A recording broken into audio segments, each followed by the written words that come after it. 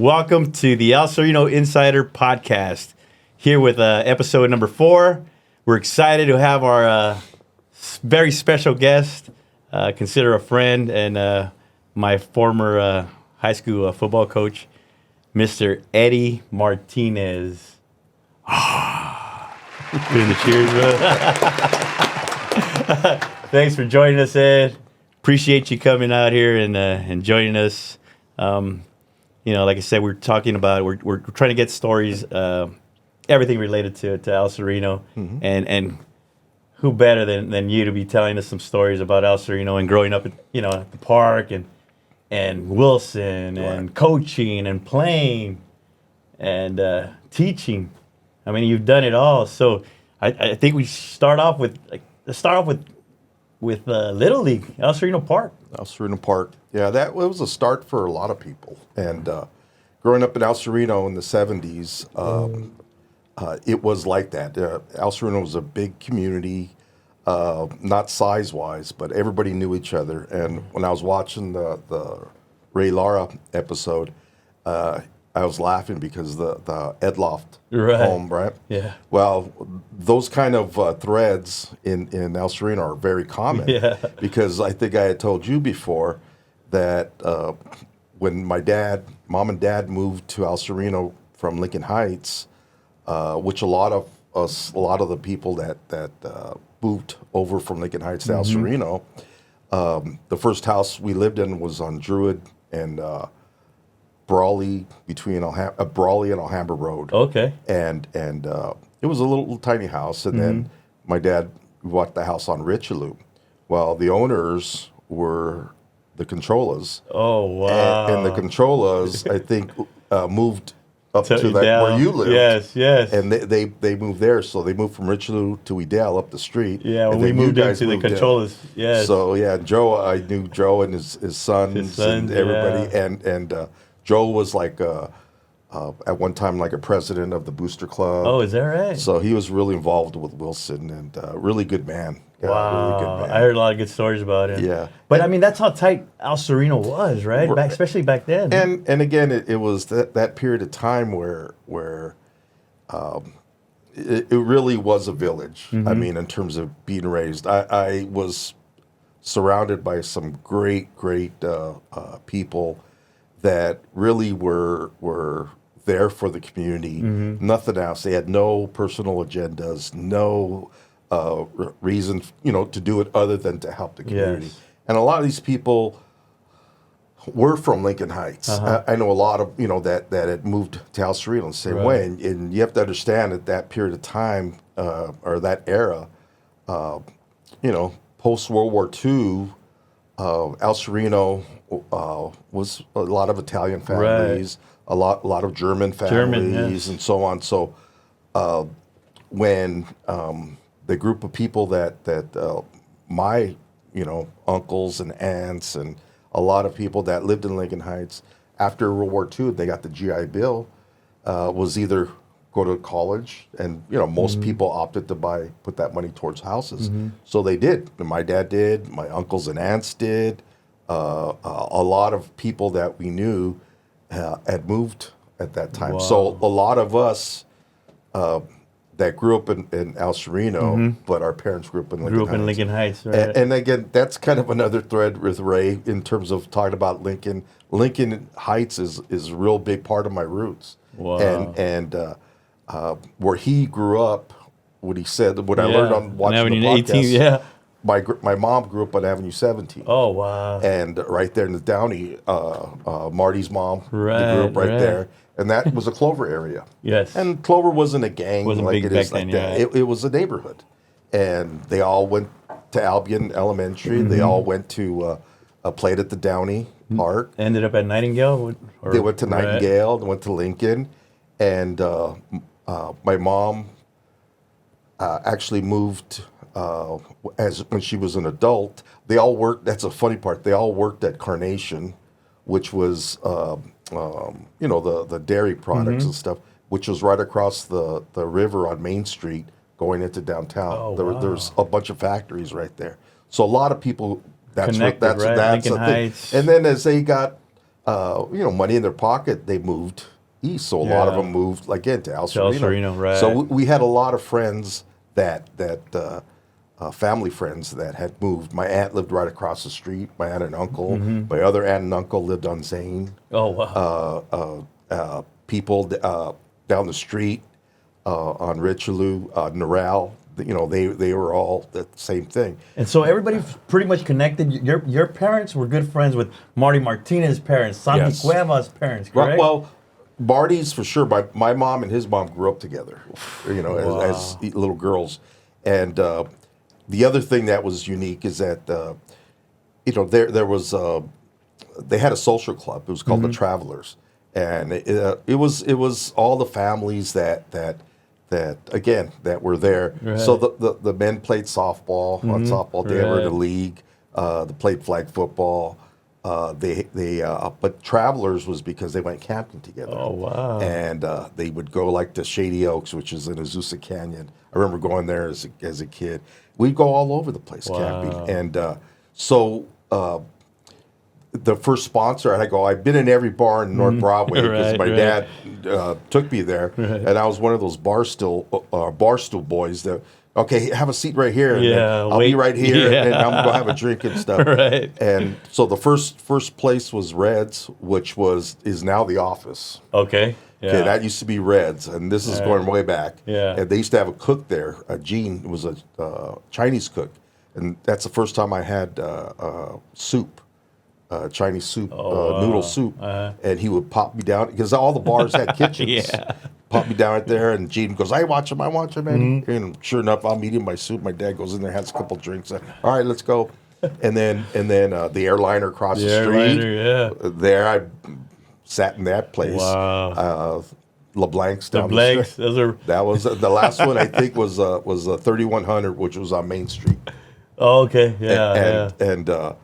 So. That's the thing. But so they all moved, and even though they moved to El Sereno, they still were Lincoln Heights roots. They go back a lot of visit people that still live there and so on and so forth. But the majority of them again had moved to El Sereno. Right. So all the kids went to Wilson. Even though their parents went to Lincoln, right? So that was a really a big thread with all of us, and again, it was really as Mexican American families moved into say El Sereno, the Italian families and the German families started moving out, east to Alhambra, Temple City, and just kept on again. And that's the migration, that normal thing that happens in a town, and so.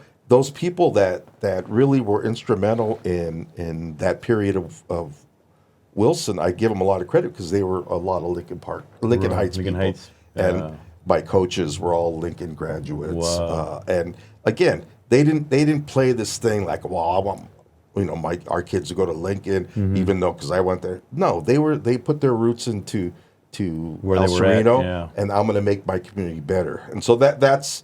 I think the thing that we grew up with, it was that kind of attitude. So they're that's after that, it just became just a great place to go. And the park was the central That's part the of that hub. I community. still think it's still the hub. It was the central part where, my wife Kathy took tap dance lessons up at, used to be an old building on top of the pool.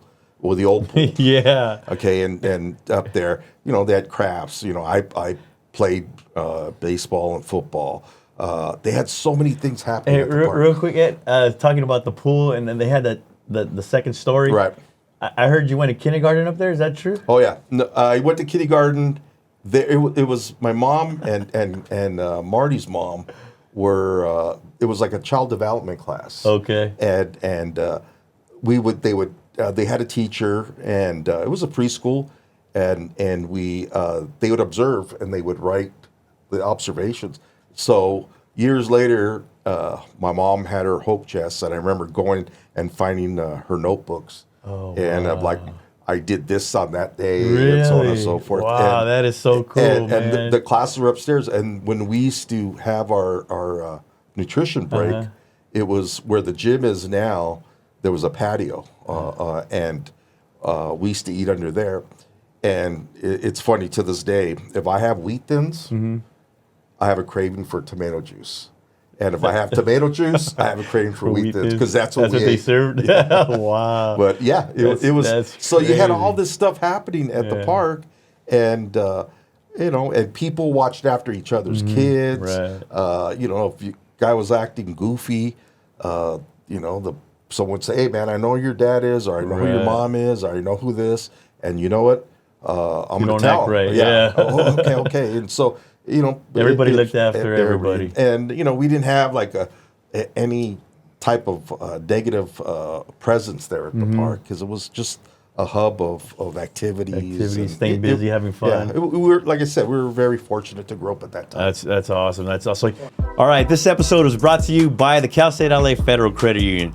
Now, if you're an alumni of Cal State LA, if you work, live, or play in El Sereno, 90032, you can become a member. Sign up. It's a great credit union. I am a member. We want to thank you, appreciate the credit union. If you have any questions, feel free to reach out to us or reach out to them directly. We're going to post the Instagram page. Sign up. So Ed, you mentioned you found your mom's notes and stuff like that. Right, And right. What was that relationship like with your mom, and what happened with your mom? My mom, again, she grew up in Lincoln Heights in the 30s. And it was funny because to this day, I mean, my Spanish is like weak, non-existent almost. But again, our parents grew up in a time where if they spoke Spanish in school, they'd get spanked. Wow. And so it was really a lot. There was no ESL back then and so on. So my mom became the translator for my grandparents, right? And because they only spoke Spanish. And so whenever they would have a teacher's conference with my uncle or somebody, my mom would go and translate. So when we got, old enough and now none of my cousins speak Spanish. For that same reason, there's a generation of us that don't speak Spanish because of what our parents went through. And so my mom was present. She was very popular in high school. She went to Lincoln, and again, my uncle Richard was a couple years behind her. So my dad, when he first moved from Texas, he moved in the first house he lived in was in El Sereno, and right where Stu's Milk Mart is on Huntington Drive, it's not there anymore, but there was a duplex there, and he lived there, and then he moved to Lincoln Heights. Oh wow! So, funny story that a friend of mine, Dinky Ruben Patino, he was your assistant coach as well, right? Yeah, he coached with me. His stepfather, Chino, was a really great football player in Lincoln, Chino Chavez. And he knew my mom. Well, a lot of these people knew my mom before they knew my dad. Oh, wow. And so he'd tell me one time, he goes, yeah, when your dad was dating your mom, he had to come through us first to ask permission to go. And he was just BSing. But that's the thing. So my mom's friends were a lot. And I've had a lot of people tell me, oh, your mom was popular, your mom was this. Right. And the reason that they tell me that is because when I was 8, she passed away. Oh. And so I grew up in a single parent home, but it was nothing that it was lacking. My sister is 5 years older to me. We share birthdays. Wow. My sister Lorraine, and we're 5 years apart. So she was 13 when my mom passed. Oh, wow. So she, had to deal with that plus helping you, yeah. My dad, working, and so she was kind of like a mom to you, basically, huh? Yes, and like I said, my mom was always, present, and my sister always teases me that you were like the love child, and mom doted on you and stuff like that. And my memories are really nice memories of my mom. But again, for as much as an 8-year-old can have, but the thing that I always fall back on, because all this time, as an adult, I was kind of resentful of my mom. Like, why did you leave me? Like, it was her Right. fault. But as I grew older, and I realized that when parents pass away, they're not ever they're always going to be a part of your life, right? So a lot of things probably that I learned unknowingly were from my mom. Wow. And I think I always look at her as like a guardian angel, Right. of putting all these great people in my life, and from teachers to coaches to my family, my sister, all these strong people that helped raise me. She was And a guardian angel, huh? I'm a proud product of El Sereno, in the sense that I was raised by a lot of people, and I think that's the gift my mom has given me. Given you and is still say, gives look, you, huh? these people. I'm not going to be there, but these people are going to help raise you. So Nice. that's the positive. And then Right. again, my dad being that person that did whatever it took. When after we lost my mom, my dad owned a bar in El Sereno, and it was on Valley Boulevard, right across the train tracks, and kind of the metro area. And Is that where the tire shop? There's a tire there's shop. a tire shop right next door. Right. And he sold it because he had to spend so much time there. Oh, wow. Right when I was getting ready to play sports. So Okay. then 10th grade that I started, or 10th grade, 10 years old when I first Okay. started playing. But again, I had that big family unit. But again, my mom always being a big part of my life, and I always wondered what, after all the stuff that this journey, how would it be different if my mom was still alive? But Right. that's just life, and you move on. But I'm sure my mom She had a big part of she's it, still a for big sure. part of my life. Yes. For sure, man. That's nice. And you obviously became very close to your father, right? Yes. And Did he coached you as well, correct? he was one of my coaches, and I did. When my mom passed, the reaction that I had is I stopped eating, and I became an anemic, and I remember I had wow. to take these big old horse pills, man, Geritol, and so that was just the way of me coping with it, and I didn't have an interest in sports and stuff like that at 8 years old, 9 years old, and It's pretty much kind of depression, pretty much. well, huh? and when I look back, Yeah, you look- probably, yeah, right, yeah. probably. So the kids down the street, and again, I lived on a street, Richelieu, that we had a lot of families, Good athletes too, huh? Yeah, a lot of families, and the guys down the street, the Morales boys. We went to All Saints together. I went to All Saints, and that was another thing for my mom. My mom said, "Okay, you're going to go to Catholic school," and she wanted my sister. My sister's a rebel, man. She goes, "Heck, no, I ain't going to no Catholic school, man." So my sister went to Farmdale, and then Wilson, because there was no El Sereno back then. She went to Okay. Farmdale, Wilson, and me, I went to All Saints because my mom wanted to. Wow. So the second grade is when she passed, and so I thought, oh, okay, I'm going to go to Farmdale because Right. all my friends went to Farmdale, and my dad says, nope, You're your staying mom wanted you to Wow. finish this, and you're going to finish it. When you get at the 8th grade, then you can decide what decide. high school Oh, you want to wow. go to. So I did my whole thing, and I loved All Saints. Was a really great school, and a lot of great memories there.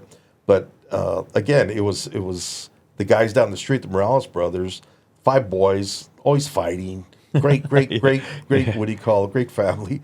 So we used to play football in the front yard, Right. and I guess I was pretty quick and stuff, and our lawn was never green because we guys were are always playing playing on on it, it, yeah. right? And the next door neighbor would turn on the sprinklers because the So ball you would wouldn't go in his play, eye. yeah. It was like so. The boys said you should play Pop Warner, and I didn't know what Pop Warner was. And then he goes, yeah, And so these little plastic helmets that we had, little Ram helmets or whatever. He goes, no, they have to give you real helmets and pads, and you tackle and everything. And okay, so I asked my dad, and my dad goes, okay, well, would he had a kind of look into it. He didn't know, Right. really that much. But it was funny. The year before, I was 9 years old. I went out for Golden State baseball. Okay. And I really didn't want to play. And my dad took me out there. And, in those days, you would get like 100 kids trying out for one team. And in baseball, 18 kids made the team. Maybe there's 60 kids out there. In football, 100 kids easy. Yeah. And so, Golden State was like the cream of the crop, Golden basically, State right? It was an all-star. Was a travel ball. You played major league rules. You wore spikes, metal spikes. Yeah, and lead off. The only difference was the base distances and the pitching distances. You lead off. So it was great baseball. A lot of great ball players came. I think I have a picture of one of our teams in there that we played. And actually, those teams were so good that Al Sereno kicked us out of the park because they say we're taking all the athletes. All the top athletes. Most of the time we played at Rose Hills Park. Wow. They had to go.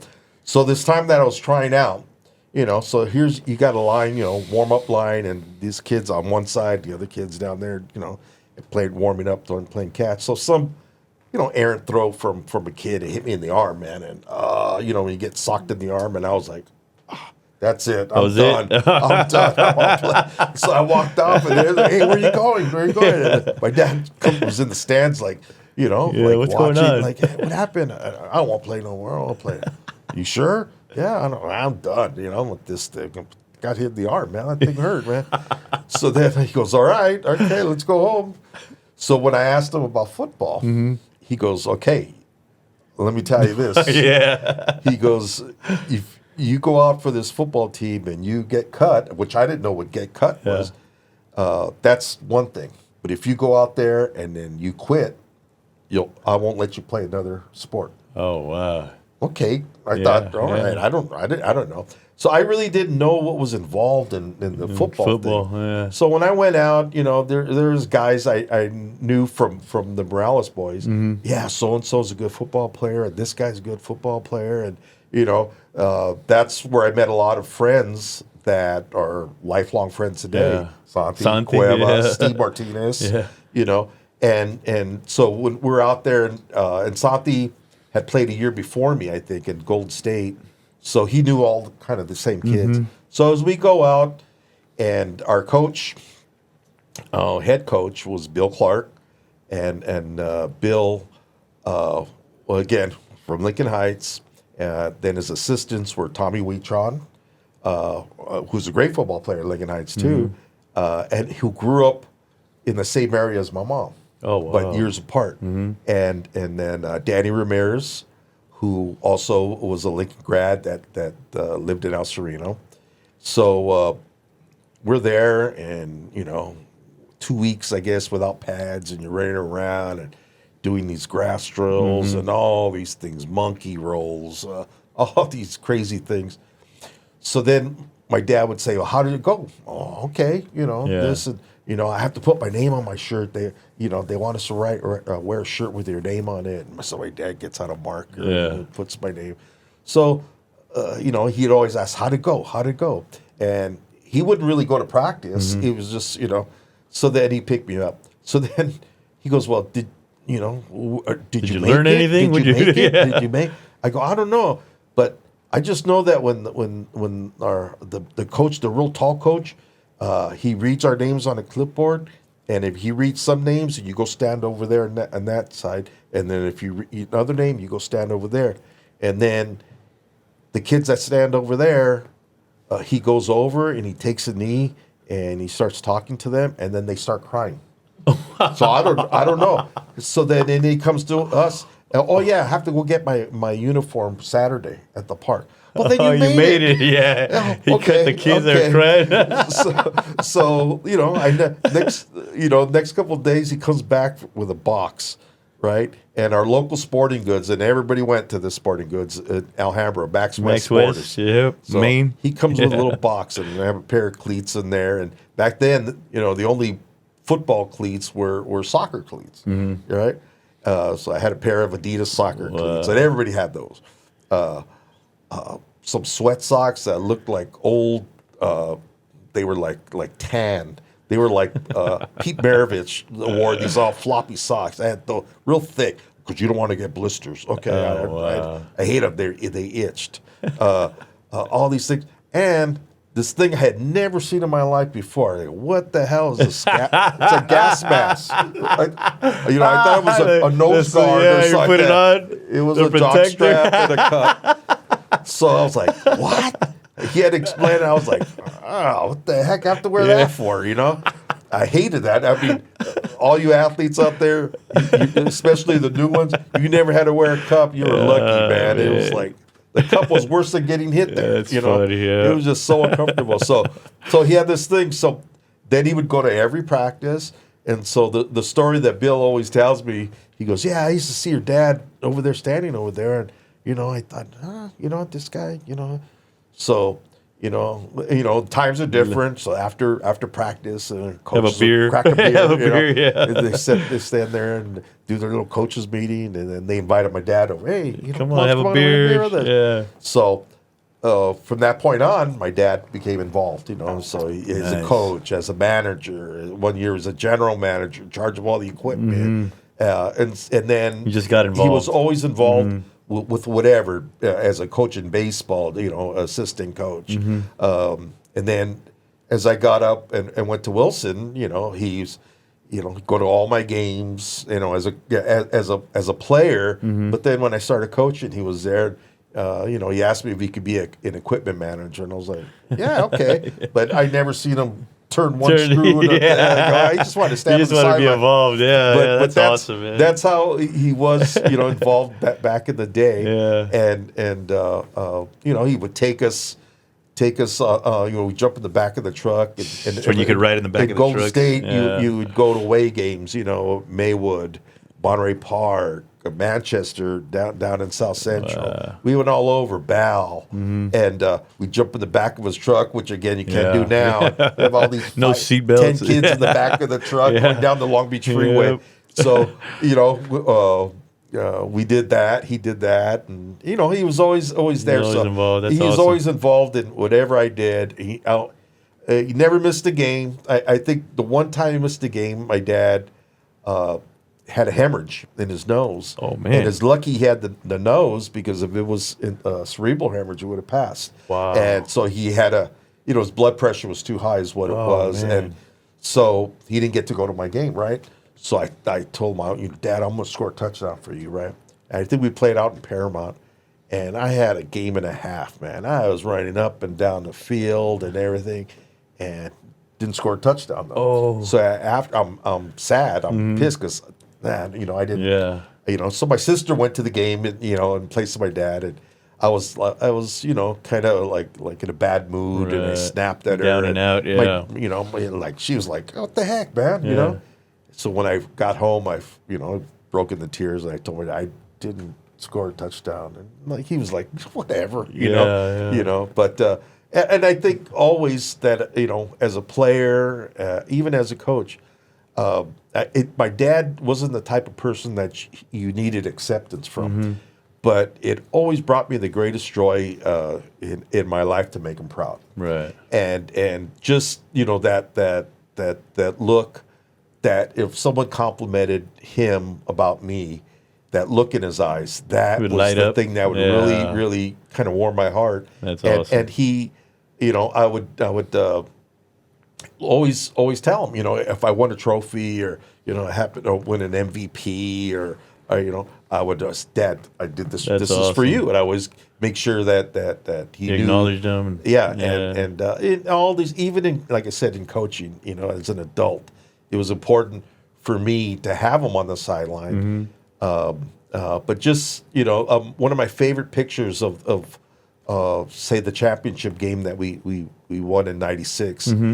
Was me hugging my dad on the sideline, and one of my friends took it off the videotape because they showed that, and it's at home, and I got a lot of compliments about the picture because they said that really summed up everything about you and your dad. That's was awesome. that one Beautiful. picture.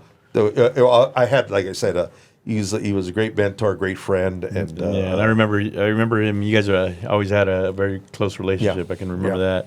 And Ed, so and moving on to, like you said, up to Wilson, and You get up there, what was it, 77? No, my first year, Wilson was 1975. 75. Fall okay. 75. And what happened is, as we were playing, one of the backstories about those teams was that, God, I'll even go further back. Vic Kusha was a graduate of Wilson High School, the old Wilson. Which was a junior high. The junior high Sereno, now yeah. on Eastern.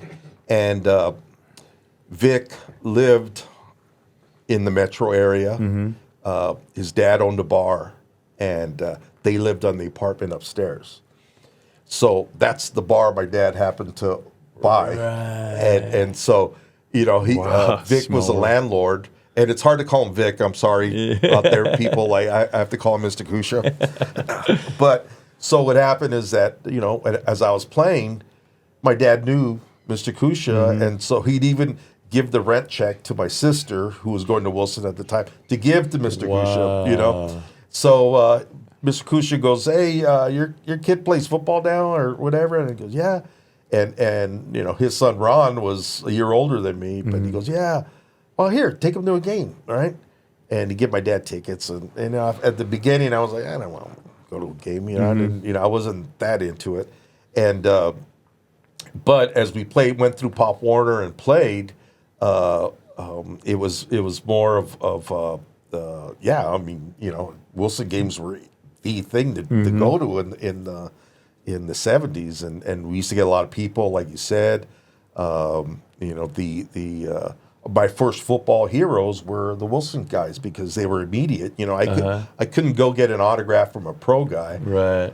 but I got autographs from the high school guys, and I got them to sign baseballs and stuff by the programs. And Wow. And my first football hero growing up was Ricky Hollenbeck, and Ricky was a great quarterback at Wilson, probably one of our greatest all-around athletes at Wilson. Sorry, Vic. You know, We'll get into that later. But Ricky was my first guy. I got, you know, in Pop Warner we get to pick your numbers, and I got 21 because of Ricky, and so after the games we used to meet up in the NPR and the multipurpose room at Wilson. And for coffee and donuts, the boosters used to have coffee and donuts. So football players would come up, and their hair would be wet from the shower, and they, you know, they'd be in their little groups talking with, you know, with the guys and girls and stuff, and then they'd have their donuts. Mr. Kusha used to make them go up there, say hi to the booster people, and then go on. They go on their way. Right? So I wanted Ricky's autograph, right? And so I asked my dad, you know, I want his autograph. He goes, okay, I think that's him over there. So I go stand over and I'm waiting because they're talking in a circle. And then I'm looking at the program, and then I look at it. He had me standing next to the wrong guy, even though the guy, Robbie Lametta. And saying, I go, that's not him. I come back all pissed off my dad. And then he was by that time talking to Mr. Cush. Who do you want? Ricky Holland. He wants Ricky Hollenbeck's autograph. All right, Ricky. And he's on the other side of the room. This episode is also brought to you by AR Legal Team. If you're involved in a traffic accident and you're injured, reach out, give them a call, let them help you out.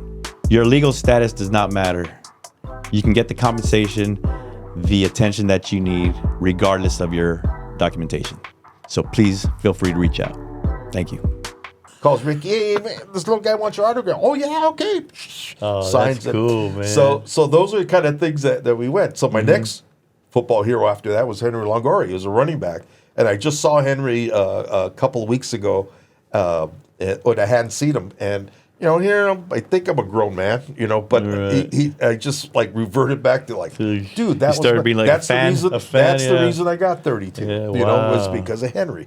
And so I watched, you know, those guys. So, you know, we used to live and die on Friday nights, you know, every Friday night going to Wilson games.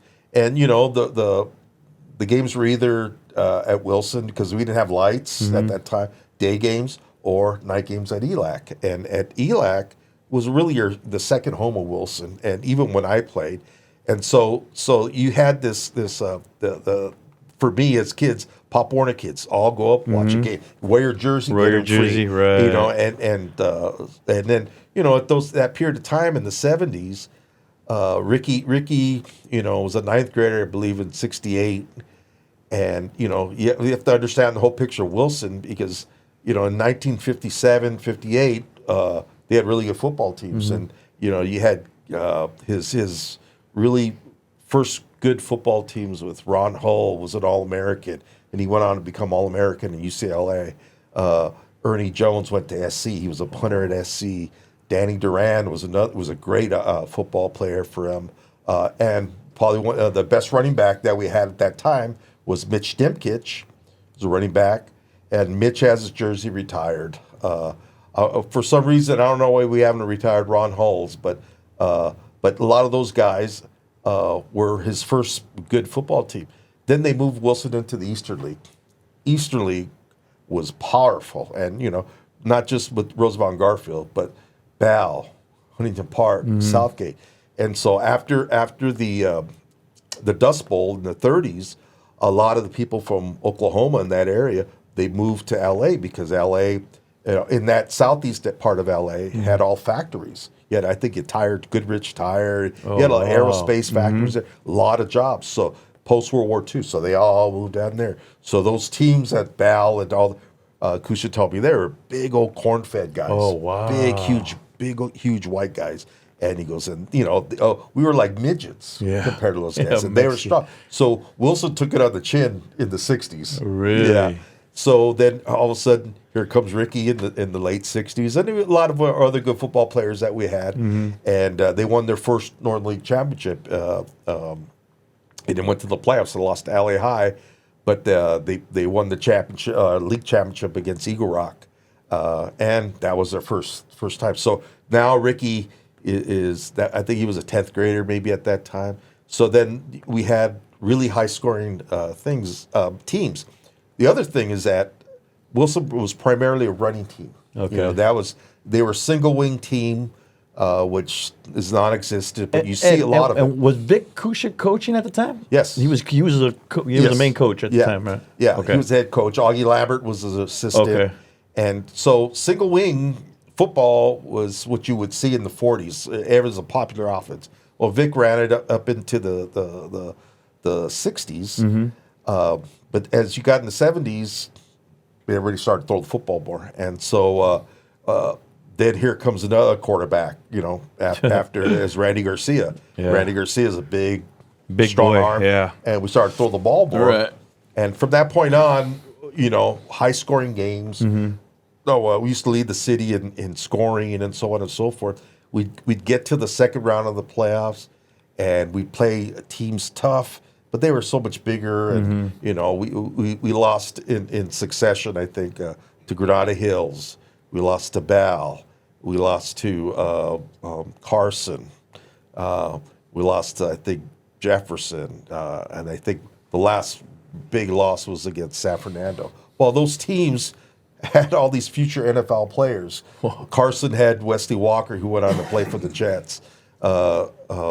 San Fernando had Charles White, and they had a monster team. Charles White and all the future Heisman Trophy winners. They were 300-pounders, something, right? Yes, yeah, and that's really where the whole thing about Wilson, these gutty little mules, kind of like UCLA, they're tough little guys, and you had I had a friend of mine that went to a signing, and Charles White was already retired, and he was signing, and the guy had a Wilson hat. And he goes, "Hey, Wilson," or he had the horseshoe, and is that the mules? And he goes, "Yeah." He goes, "Oh man, you go back and tell those guys that that's the hardest I ever been hit." Oh, is that right? Those little Mexicans get hit. Man, tough so that's how that grew up from that thing. So again, as going to Wilson, it was back to the picking my high school from All Saints. I was the only kid that wasn't taking any tests to go to the other schools, and everybody said, "Why you're gonna? I'm going to Wilson." I knew I was going to Wilson, and did you know you wanted to play football at that time? Oh yeah. That's why you were going to Wilson. Yeah, I was going to Wilson because I want to be just like those guys that I'm seeing every Friday night. Right. So when I got to El Sereno, because at that time, El Sereno was a junior high, 7, 8, and 9. Now it's a middle school, 6, 7, and 8. Right. And so All Saints went up to the 8th grade. So I had to go 1 year at El Sereno. Oh, okay. And then go to Wilson, which is a 3-year high school. So Kusha Eddie told my dad, it goes, you and Steve, they're going to play varsity 10th grade year. He's already bringing you guys up. Yeah. I had a locker. We had lockers in the spring for spring football. So in the 9th grade, I would go up to Wilson for spring football. Is that right? And I had No, you had your own locker. You were the shit already. Yeah. Oh no, I hated the attention it brought. Yeah. Because once people found out that you were we were going to play, grader? we were going to play varsity football. Yeah, they were I got pissed. so much grief, and I even, to the point where it was kind of like wearing down on me, and I was like, maybe they're right. Maybe I'm not good enough. I'm going to get rocked or whatever. And that's the other thing that my dad stepped up and said, knock it off. They're jealous. They want to be in your. They would love to be playing varsity football as a sophomore, and no. You're gonna play. You're good enough. Yeah. Let's go. So when I go up there, and then the guys that had just graduated, or that were going to graduate in '75, what? You're a 9th grader, and I knew a lot of those guys too because they were older, but I still knew them. You got a locker? What the heck? They're 80 now. And then so that my 10th grade year, these guys, these seniors, and I think the important thing to learn about those teams is those guys had just lost to San Fernando. They had just lost, so those seniors had lost like in overtime. In the playoffs and last minute things, right? Oh wow! And again, they were back then. So they were in there. They were in it, just that talent last just minute, took over and stuff, yeah. and they would take it to the limit. The thing that was really important is that those kids that played at that time, there was no 4A, 3A. Okay. That came that first year that I went to school at 75, and. The great part of playing for Mr. Kusha, but also teaching with Mr. Kusha is I would get all these stories. I mean, all these stories that I know, a lot of them about high school football come from Mr. Kusha because we would sit there and read the paper at nutrition and hey, and he would say, hey, look, they traded so and so. Oh yeah, it is. And then I'd ask him questions about the football teams and I know that son of a gun did this. And so I got all this feedback. So, why Wilson went from purple and gold to blue and gold. I'll give you that one. I love that story. How we went to 4A3. And the reason we went to the story behind it for him is he'd been pushing for this all along. He was president of the Coaches Association. And he's enough of this getting beat. We're getting beat because these teams are just bigger, enrollment-wise, physically. They're and the southern section and the CIF had already went to a class system. They had, from 2A to 4A, 5A, whatever. So they already had that. It was already an established system. So we had 49 schools in the district. Kusha goes, we have enough to do that. And so there was a dance, Italian-American dance, educators dance or something like that. And it was at the old, right there on North Broadway, right next to the cathedral. There's a hall there. And we had at that time Dr. Newman. Donald Newman was our president of the Board of Education, but he lived in El Sereno. His kids went to Wilson. Oh wow! He was our team doctor in football. So really great man. He was a superman, and there's a flagpole on Huntington Drive in Eastern that's named after him. Okay. But he was very instrumental at getting the school built up on the new campus. Is that right? Was from him because, again, Wilson was 7 through 12. You had, summer classes and winter graduating classes, and then you had, A12 and B12. Almost like a split session. Right. And it was kind of like back then the way they did year-round schools way later. It was like that. So it was crowded. El Sereno was growing. More people, more homes, and so the school was just not big enough. So they got the new school built top of the hill. So we have Doc Newman. The president of the superintendent was a guy named Bill Johnston, and who was a really, really good friend of Dr. Newman's. And so Mr. Kusha and his wife Dee go to the dance, and Dr. Newman told him, look, this is where you got to bring it to Bill Johnston. You got to bring it to him. But we'll do this. We'll, he's already had a couple of drinks, Get him sauced a little bit. So when he's dancing, and he's gonna, he's dancing there. But he was at the time he was dancing with Mr. Kusha's wife, Dee. Again, I mean, I talk in superlatives because Dee was fantastic. Mrs. Kusha was awesome, man. She was a perfect tea mom, man. Whatever. She kept Mr. Kusha in line too. Oh, really? So he goes. Dr. Newman says, "I'm going to go cut in, with Bill because Bill's dancing with Mrs. Kusha, and then that's when you got to take Bill, take him to the bar, and tell him your proposal because everything made sense, right? So sure enough, he goes in.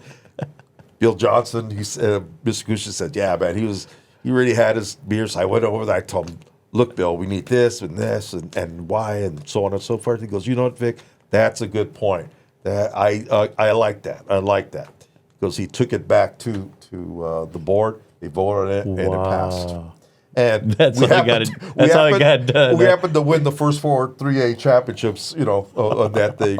So you had Mr. Kusha's ulterior motives, but that's the way it started. That's how it started. So again, the 1975, when my 10th grade year, those seniors again were snake bitten those 2 times. Yeah. I mean, that team had the greatest leadership.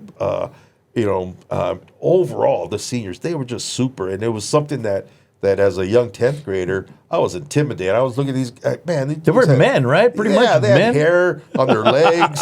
They had beards. Yeah. I was like, they had like one little hair right there, and it was like. Wow, this is, I'm finally playing at Wilson after watching these guys all those years. And that's kind of what we took. So me, Steve and myself were playing. And, I mean, we win the championship.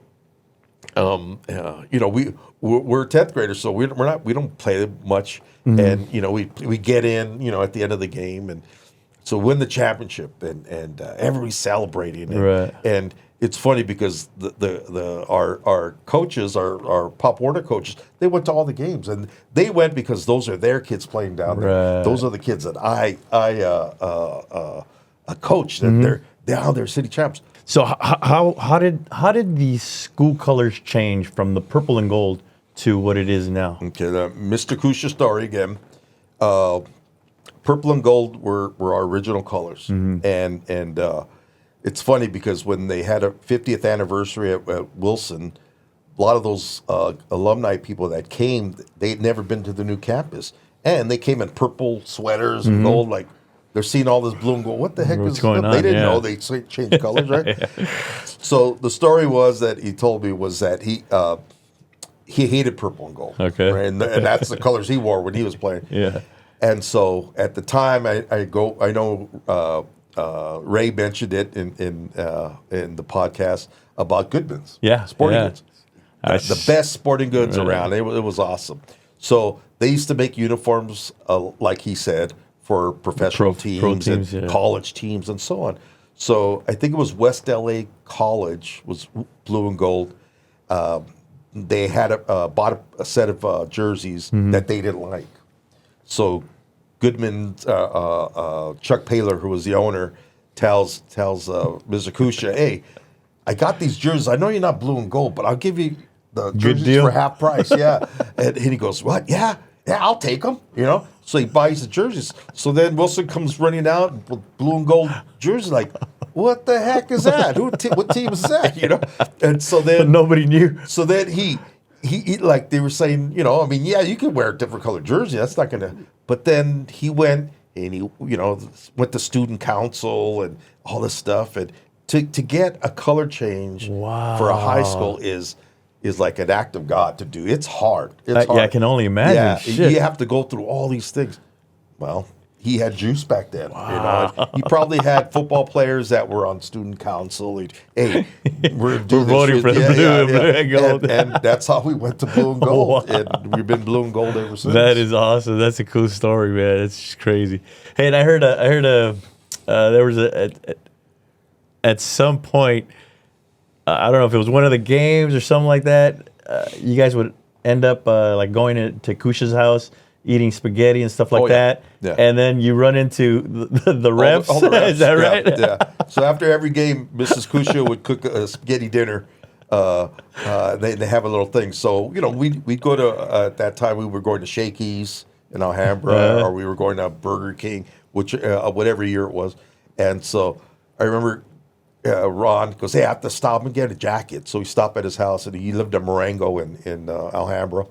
And so we walk in there, and Mrs. Kush, hey, sit down, have some spaghetti. And she used to make great spaghetti, you know, and with the recipe that Mr. Kush's mom taught her. Oh, wow. Yeah. So I walk in, they had a big dining room, you know, big 2-story house, big diner. And I look, and I was like, Dad, that was a referee we just had tonight. That was a referee. And I knew all those referees because, you know, the coin flip when I was a senior captain. And I was like, dang, these guys are... And Kusha used to have a card that he would ding officials. He called it ding. I don't want that guy. I don't want this guy. Right. Oh yeah, we like this guy. But they would all eat at his house. He had him in the bag, man. He had him in the bag. But that's Mr. awesome. Kusha. That's Mr. Kusha. Awesome. Yeah. Hey Ed, and you know, what was it like when you played that game against Lincoln?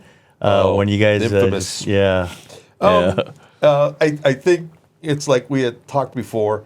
It was a really, really good football team playing against a really, really bad football team. Even though we knew a lot of those same guys in the team, and there was a lot of because you grew up together basically playing with each other. So a lot of those guys played Pop Warner with us because they didn't have Pop Warner in Lincoln Heights, and so but it was a situation where, you know, they had 18 guys in our team, and we were just going great guns at that time. We were already, you know, 2 years undefeated. Wow. You know, we're undefeated in my senior year, and yet, you know, this thing that they wouldn't play us at night. They'd always have to play us during the day, even though, you know, there was a lot of money for them to be made if they would play us at night. But because of the crowds that would come watch the crowds, games? so they had mentioned that someone threw a rock at their bus, which was when we went to Lincoln and played. When I was coaching, everybody would throw rocks at our bus, you know. So it was kind of goofy. But that team, you know, it just happened. It snowballed, and next thing you know, it was like 42-0 in the first quarter. Wow! And you know, that's crazy, man. And the thing we talked about with onside kicks, you guys were onside kicking. Yeah, but you know, people always say that it's terrible. You know, you're onside kick, and I go, okay. Were you at the game? No, because you weren't at the game. If you were at the game and seen the onside kicks, how many onside kicks did we recover? Because now, if you don't recover, they recover. They're on the 50-yard line. They get good position, right? Position. Yeah. And so I believe, and I'm just guessing, but out of all those touchdowns on all those kickoffs, I think we got like 2 of them. Really? But what was happening is the next play, the guy would fumble, pass, interception. So they had tons of turnovers. Oh man! And then we get the ball and move it down. And a lot of the scores, they weren't like long, you know, touchdowns. They would be like long runs, you know, like a short pass, beep boop, and touchdown. You know, I mean, they weren't. You know, a lot of those guys weren't great football players. And they tried. You know, the guys I knew, they were tough, man. They my hat's off to them, and they're still friends of mine. You know. Yeah. But again, it was the politics of the principal, you know, pulling the team off the field, the backstory of Dave Loera and Mr. Kusha. Again, so there was a little animosity between the coaches, between Big the Kusha, coaches, yes, and we became, you know, these public enemy number one. But the most interesting thing about that is that every week there was a reporter at practice, you know, the Times, all this stuff like that. The following week we played Belmont, and Belmont is at East LA College, packed. I'd never seen so many press people on the sideline. Really? And the guys from Belmont had on their towels, "Respect me," and we were like, "What the heck?" Yeah. And it was like, and they kept on, Kusha got all this negative press always, So he was pissed. So he tells us, he goes, "You know what? If they want us to be the villain, we'll be the villain." He goes, "We'll go out and score 63 on Belmont, right?" He's like, "Let's go." Yeah. Yo, So we go they take the ball opening kickoff and they drive all the way down on us, all the way down to like the 5-yard line. And I could hear the crowd buzzing. And we were jumping off sides and we were just out of sorts. Right. And then we hold them there. Settle in. And they kick a field goal. It's up. They're up 3-0. Oh, and I just remember Kusha was livid. Pissed. The crowd That is they even buzzing. scored? Like, what the heck? No, like, is this going to happen? Is Belmont going to upset? Yeah. This? And it was like, again, that those teams were just so great to be on them, but so great.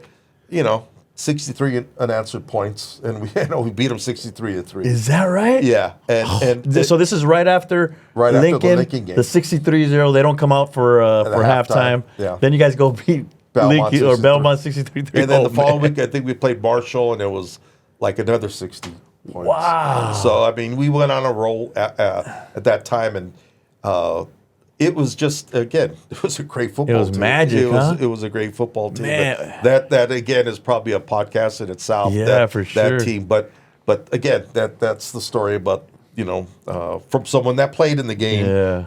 It wasn't as bad as they made it seem. It was bad. Yeah. But yeah. But again, it was you really had to be there. And then the toughest thing about the game for us was, like, it's a day game. Started at 3:00. Halftime, is an hour. Yeah. 4:00.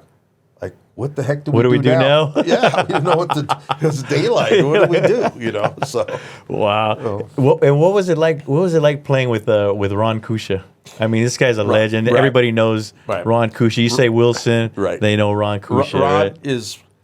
Ron was just elected into the Hall of Fame, California State Hall of Fame. Yeah. He. Number one, it was the most competitive player I've ever seen, played with. He was not going to let you lose. And besides being, his physical skills, quick, he had a long he had a good arm. Huh? He was a very, very unorthodox quarterback in the way through stuff. But he was the guy that you just knew he was going to pull you through. And we had a lot of close games. He's a good leader, huh? A lot of close games in those years. And Ron would, you always had confidence. When you have a guy like that in your team, you just know he's going to do whatever it takes to win. That was Ron. Smartest football player I've ever seen. It was again, if you look back, Ron played Pop Warner and El Sereno for 2 years. Mr. Kusha took a team, and he coached both teams at the same time, Wilson and there. And the majority of that team were the first players on those championship teams. Wow. And then I was a year behind that. And a lot of the guys that I played Pop Warner were the foundations of those football teams. Yeah. But Ron was when he created that buzz. And we talked about the big crowds at Friday nights. The saying was that you could rob every house in El Sereno because everybody's at the game, football game, and they were there to see who's this little guy because the Italian stallion, right? Italian stallion who was in the papers. He was in magazines. Most exciting football player that I think we've ever had. Wow, that's crazy. So exciting back in the day, right? I mean, it was that football was wide open. I mean, we threw the ball a lot. We had I wouldn't say a lot of trick plays, but we had our share. It was a perfect offense for Ron in that it was a spread offense, single back offense, which wasn't really run a lot at that time, with a lot of components of single wing running stuff. Quarterbacks, tailbacks in the single wing were the quarterbacks. Oh wow! Now. And so what you see now on TV, a lot of running quarterbacks, a lot of designed runs for quarterback. Mr. Kusha Is that what you ran? Was doing that with Ron, and stat wise, like say junior year, Ron ran for 1,100 yards. Oh, that's crazy. He ended up throwing for 3,000 yards. Wow. And I think one year he had 4,000 yards total offense. But it was a perfect offense for him. And it was wide open. You could call a play. I couldn't call a play like that as a coach. The play, Mr. Kusha hardly ever said in plays because who would call the plays? Ron would call him right and there. He'd be in the huddle and he'd say, "Okay, what's open?" And then we knew right away. Don't say you're open because he'll never throw it to you. And Steve and myself had this thing that we would give each other plays, and so he would say, "Well, you know what? If Ed run, I would say, for example, if I run a streak." Then Steve's probably open underneath on a curl. Okay, run it. Nice. And then Steve would say, what's open? If I run a curl, he's going to be. If I run a streak, Ed's open and an out. Yeah. Okay, run it. And the other guys are going, I'm open. And he would, okay, whatever, right? Yeah. So but that was a typical play call. And then you tell the line, okay, fire block. Okay, let's go. Yeah, that's awesome. And so it was good. It's funny when I went to my freshman year and I went to Redlands. It felt like I took a step down in the passing game. Really? Because it was just so advanced, so archaic that we did that. Our team was a running team, but based on what I learned from Mr. Kusha, the passing game, it was so advanced. Wow, that's amazing, man. That's crazy. I'll give you a Ron Kusha story real quick, and this is why I went to go play for you in Evasion at one point. We were at the Bees, Kuniyuki. Yeah. But Vic Kusha, they had taken over the Bees. I think they went undefeated or something. They were blowing it up. They wanted killer Bees. Yeah. So I'm lining up for some routes, right?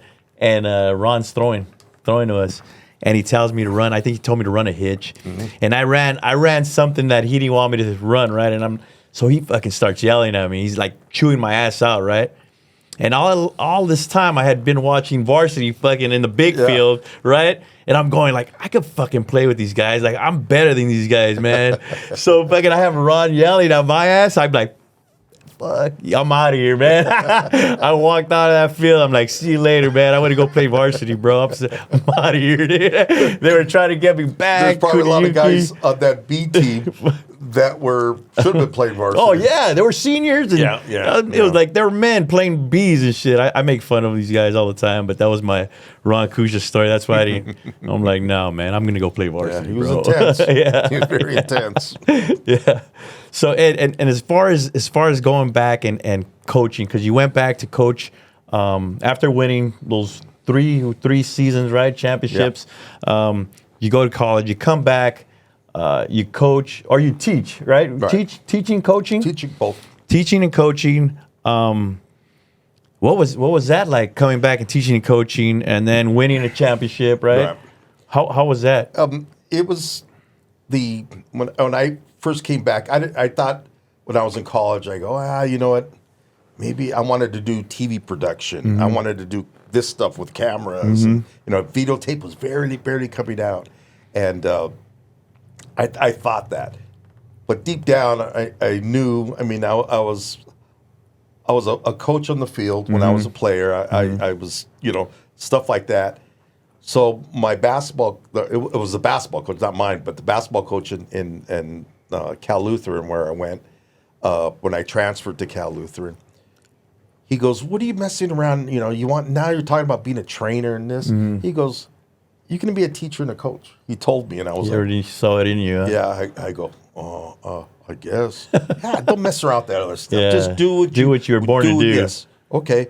So when I went to Wilson, I used to go and visit, and a lot of those people were still there.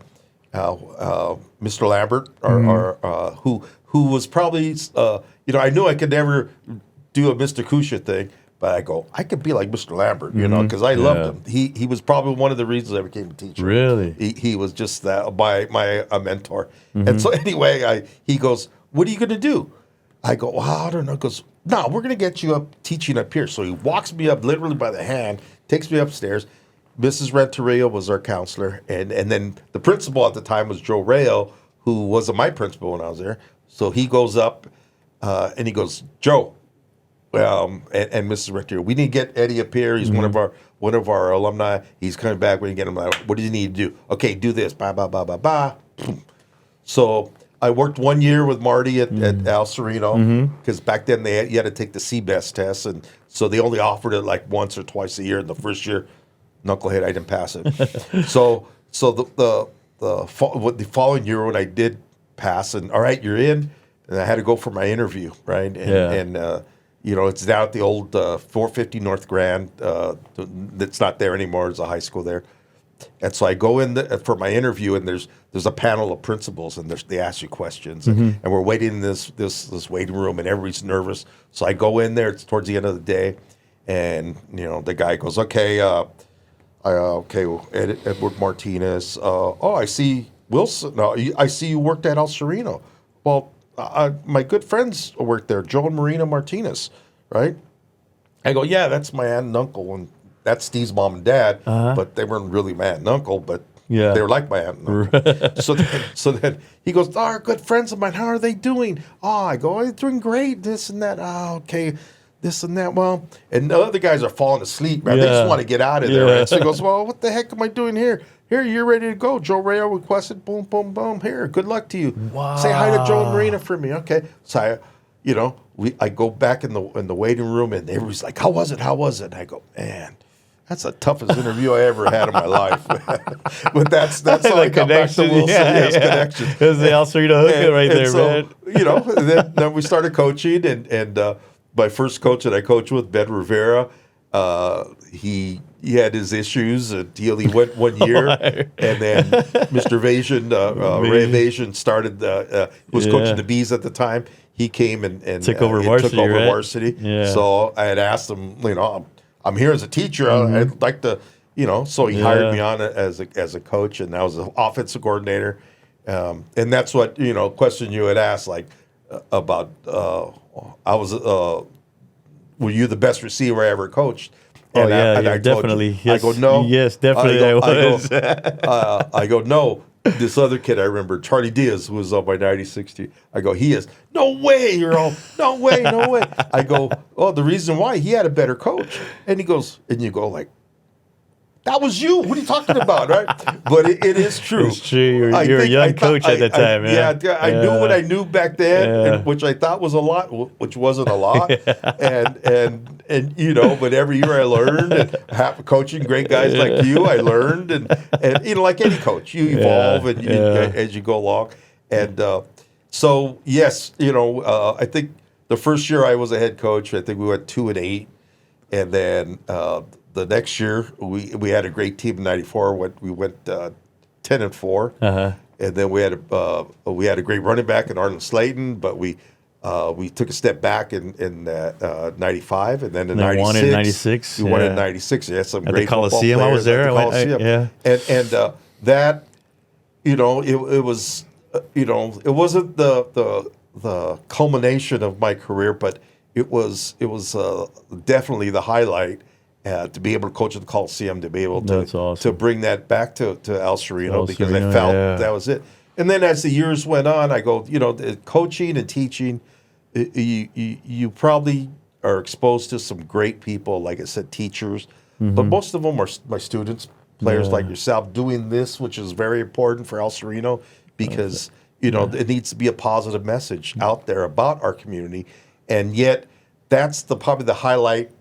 When I look back at the whole thing, is the connections I made with my former players that have become friends, and there a lot of them out there that I see, and they remind me of how great this is, our community and is, how great El Sereno is, and what you guys do, and as a next generation moving up, and you're ending up giving back to a community that gave a lot to you, which is exactly what I learned as a kid. So it's just a cycle, and hopefully that younger people see the podcast and see what you do, and they get, I want to make El Sereno a better place for this. And the community's changed.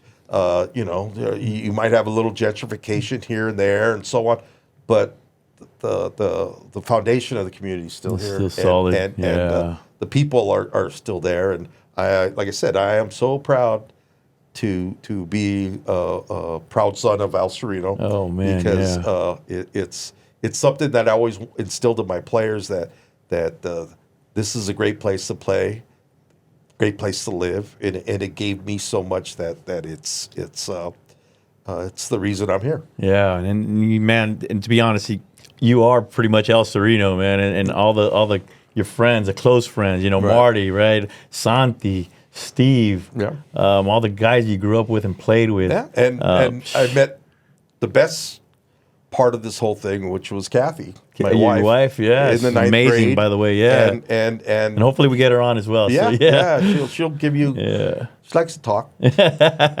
but she you know is the perfect partner in this journey that I had, because of her beliefs in Al Sereno, and her being a product of Al Sereno, her being a product of Wilson, and how important it is for her that our kids graduated from Wilson. You have a daughter teaching at Wilson as well? No, right? she's a kindergarten teacher. Oh, okay. She's teaching kindergarten in Buchanan. Oh, okay. She was at Wilson for a while, right? She was helping there before she got her teaching credential. Oh, okay. But our kids went to Wilson, and I think it was at a time too when people were pulling their kids out of Wilson, and for me. It was. Wait a minute. If Wilson was good enough for me, and it gave me so much, then it's good enough for your kids. It's good enough for my kids, and that's it nice. was, and it was, and that's nice. And you got some great kids. Both your boys and your daughter, obviously. Dylan, Derek, and Danielle. Yeah. But the key to all of it is Kathy, and again, she's. I could have done all this football coaching and stuff. Oh, man. She's amazing. She's always been supportive. Yes. She's got a great sense of humor. Yes. She's a sweetheart, man. She's always involved in everything. Cheerleader, cheerleader. The loudest one in the stands when I was coaching. I was like, oh, man, it's embarrassing. I can hear my wife yelling, And, but she's still that way. She still cheers and yells. We go to games, and I'm like, oh, my God, here we go. That's awesome. But, yeah. That's amazing. Ed, I want to thank you, man. Again, you were my coach. You were an amazing coach as far as just being solid. You were always mild tempered. You were a different type of coach. We had I was Coach Ray Rosales, right? Mario Cantu was my basketball coach. Now Guzman. You talk about like just crazy intensity and just nuts and. The whistle would blow and Mario Cantu would be taking you out and yelling at you. You had that smile temper. You kept everything kind of cool, calm. So, man, I appreciate you stopping in the podcast. And your stories are great. And we've only touched the surface. So Yes, I definitely want to get you back so we can continue. Yeah. We don't have a lot of time, but I want you back. Kathy as well. I want to hear more stories, man. Put a microphone in front of me and I talk too much. I know, I love it. Where man. most people say, "Wow, that guy's so quiet. He never even says a word." So yeah, no. It's a thank you for again to your commitment to the community, to the school, for everything you've done and continue to do. We appreciate you. We have this the El Sereno Legends, right, that you're involved with as well. Sure. So this is a great thing that we do at the El Sereno Park. At the park, yes. Happy and proud to be a part of that. Shout out to Richard Pion. Richard Pion, another he's great the spearhead behind it. Yeah, great group of guys, old school guys. Okay, everybody, I want to thank you guys all for tuning in, for watching. Thank you, Ed, for coming in and sharing your stories. Again, we want to have you back to share some more. Everybody, we appreciate you tuning in. Go ahead and subscribe, like, and share. And like I said, let us know what you want to hear, what you want to know. Put it in the comments. Give us some feedback. We're here for you. We appreciate you guys. And thanks again.